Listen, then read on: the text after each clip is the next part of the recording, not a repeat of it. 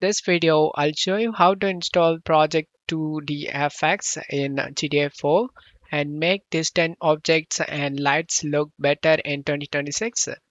Check my video description for this mod link. Select the download option and you just need to wait for 10 seconds.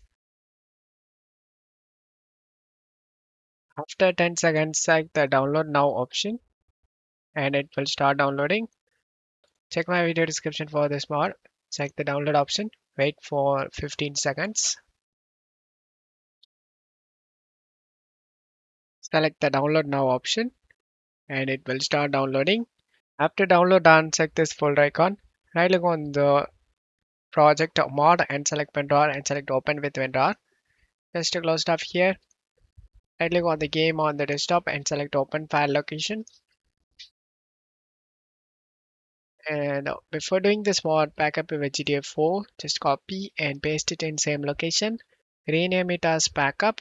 Once you're done, open the GTA 4 folder, drag and drop all these files inside.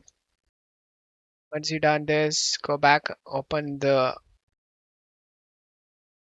X Live Less, drag and drop all these files except the README. Now you can launch the game.